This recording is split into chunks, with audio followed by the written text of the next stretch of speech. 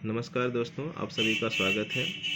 हाल ही में तुर्की और सीरिया में भूकंप आया है और इसकी भयावह तस्वीरें आपने न्यूज़पेपर्स में और समाचार चैनलों में देखे होंगे। और इसको देखकर आपके मन में ये सवाल तो ज़रूर उठा होगा कि आखिर भूकंप इतने खतरनाक क्यों होते हैं। आखिर क्या कारण है कि भूकंप आने पे हज़ारों लोगों की जानें चली जाती हैं, अरबों की संपत्ति नष्ट हो जाती है। तो ये जो भूकंप की भयावहता है, इसको आप देख सकते हैं किस तरह से जब भूकंप आता है तो बड़ी बड़ी बिल्डिंगें, इमारतें ढह जाती हैं। ये इतना त्वरित होता है, इतना जल्दी घटित होता है कि लोगों को कुछ सोचने समझने, कुछ करने का मौका ही नहीं मिलता। और जब ये आकर चला जाता है तो सिर्फ़ और सिर्फ तबाही का नज़ारा होता है हमारे सामने। अब ये बात उठती है कि आखिर ये भूकंप आते क्यों हैं? आखिर क्या कारण है इन भूकंपों का? भूकंप आने के बहुत सारे कारण हैं। अर्थक्वेक के बहुत से कारण हैं।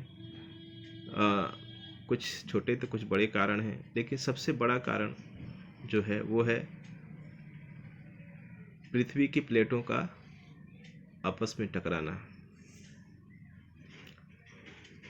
और यहाँ आप धरती पे बने डिफरेंट प्लेट्स को देख सकते हैं। एक्चुअल में हमारी जो धरती है उसका ऊपरी भाग जो है उसे क्रस्ट कहते हैं या हिंदी में भूपृष्ठ कहते हैं। यह एक ऑरेंज के छिलके मीन्स संतरे के छिलके जैसा ही होता है, जो धरती के ऊपरी हिस्से में पाई जाती है। और यह पूरा एक छिलका ना होकर या पूरी एक प्लेट ना होकर ये छोटी बड़ी कई प्लेटों में बटी हुई है। तो कुल मिलाकर अभी तक भूवैज्ञानिकों ने 20 प्लेटों की खोज की है, जिनमें कुछ बड़े कुछ छोटे हैं। जैसे 7 प्लेटें बड़ी मानी जाती हैं और 20 में से बाकी बची 13 प्लेटें जो हैं वो छोटी प्लेटें हैं। तो जहाँ इन प्लेटों का मिलन होता है या एक दूसरे से सटी होती हैं, वहीं भूकंप की ज़्यादा संभावना बनती है।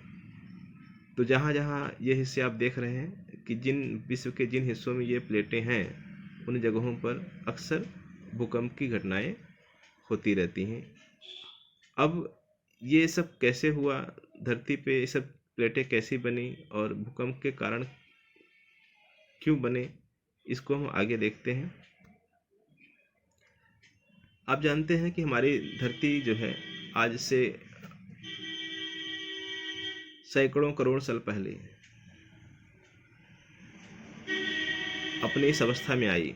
पहले ये आग का एक गोला थी जिसके अंदर बहुत अधिक तापमान था, 25,000 डिग्री फ़ारेनहाइट। समय बीतता गया और हमारी धरती जो है वह ठंडी होती चली गई। और धरती के ऊपर का जो भाग जिसे हम क्रस्ट कहते हैं वो भी समय के साथ ठंडा हुआ और सिकुड़ा। और इस सिकुड़न की वजह से जो है इसमें कई जगह दरारें पड़ी, या कह सकते हैं क्रस्ट जो है कई हिस्सों में टूट गया। तो कुल मिलाकर जो छोटे बड़े हिस्से बने वो आज तक वैज्ञानिकों ने बताया है कि 20 ऐसे टुकड़े बने जिन अर्स्ट क्रस्ट के। इन्हीं टुकड़ों को हम प्लेट कहते हैं और ये एक दूसरे से कभी पास आती हैं, कभी दूर सरकती हैं।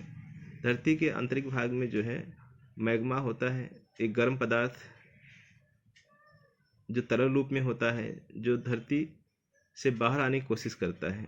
और जब ये इस कोशिश में वो प्लेटों पे भारी दबाव पैदा करता है और इसी वजह से प्लेटें जो हैं मूव करती हैं, कभी एक दूसरे की तरफ, कभी एक दूसरे से दूर जाती हैं, कभी एक दूसरे के बगल से सरकती हैं। इन सभी में जो है ये संभावना भूकंप की बनाती हैं। बड़ी बड़ी रिफ्ट घाटियाँ का निर्माण भी इसी से हुआ है। अब भूकंप भी जो है होते हैं और साथ में ज्वालामुखी भी फटते हैं। जब दो प्लेटें आपस में टकराती हैं या एक दूसरे को दबाव डालती हैं तो वहाँ पर बड़े बड़े या ऊंचे ऊंचे कह लीजिए पर्वतों का निर्माण हुआ है। और भारत में जो हिमालय पर्वत है उसका निर्माण भी इसी प्लेटों के टकराने से हुई है। और जब ये भूकंप की घटना होती है तो आप देख सकते हैं कि बड़ी बड़ी जो संरचनाएं हैं मानव द्वारा निर्मित पुल बांध, ये सभी जो है ढह जाते हैं।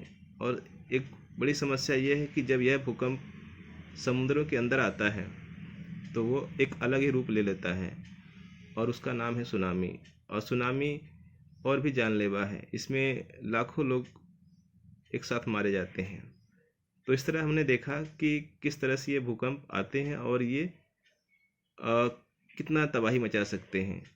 अब हम आते हैं भारत की तरफ कि क्या भारत हमारा सुरक्षित है भूकंप से। तो दोस्तों ये मान लीजिए कि भारत भी भूकंप के प्रति उतना ही संवेदनशील है, उतना ही सेंसिटिव है जितने विश्व के बहुत सारे देश हैं, जितना कि तुर्की है। यहाँ भूकंप के जोन दिखाए गए हैं, मैप में आप देख सकते हैं। तो आपको ये समझा दे रहे हैं कि कैसे ये भूकंप के जोन जो हैं निर्धारित किए गए हैं। देखिए अलग अलग रंगों से अलग अलग जोन्स को दिखाया गया है।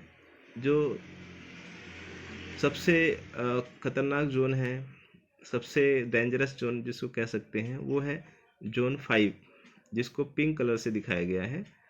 आप देखते हैं जहाँ जहाँ हिमालय की श्रृंखलाएं हैं वो राज्य भूकंप के प्रति गंभीर रूप से संवेदनशील हैं और यहाँ बहुत ही खतरनाक या कह सकते हैं बहुत ही विनाशकारी भूकंप आने की संभावना हमेशा बनी रहती है। तो देखिए जम्मू कश्मीर, हिमाचल, उत्तराखंड और बिहार का उत्तरी हिस्सा और पूरा का पूरा नॉर्थ ईस्ट जो है इसी रेंज में आता है या इसी जोन में आता है। उसके बाद देखिए जो ग्रीन कलर है उसमें हाई रिस्क जोन, भूकंप के हाई रिस्क जोन को दिखाया गया है, जहाँ पे 7 से अधिक तीव्रता, मतलब रिक्टर पैमाने पे 7 से अधिक तीव्रता के भूकंप आने की संभावना हमेशा बनी रहती है। तो इसमें पूरा का पूरा हिमालय ही मान लीजिए और इसके अलावा दिल्ली तक का हिस्सा, उत्तर प्रदेश के कई हिस्से, बिहार के हिस्से, पंजाब और हिमाचल प्रदेश के सारे जो हिस्से हैं ये सभी इसी के अंतर्गत आते हैं।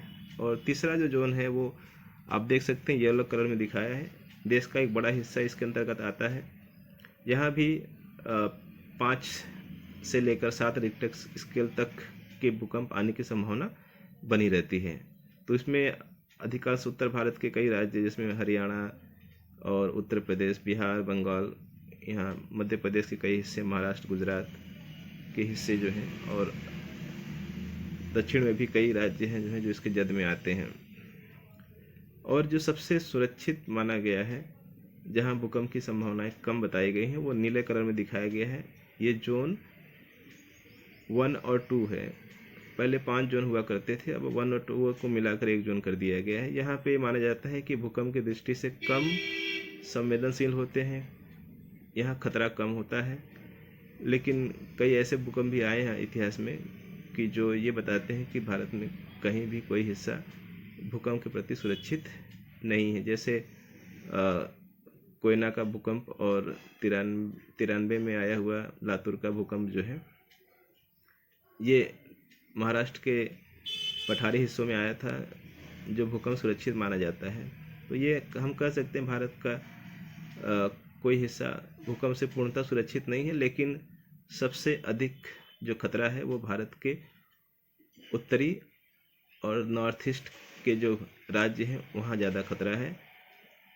और यहाँ अगर इस तरह कोई भूकंप आता है तो बहुत ही विनाशकारी परिणाम हमें भुगतने पड़ सकते हैं। तो दोस्तों मुझे उम्मीद है आपको ये वीडियो पसंद आई होगी, तो इसको देखिए और भूकंप आने के कारणों को समझिए और लास्ट में लाइक और कमेंट ज़रूर करिए।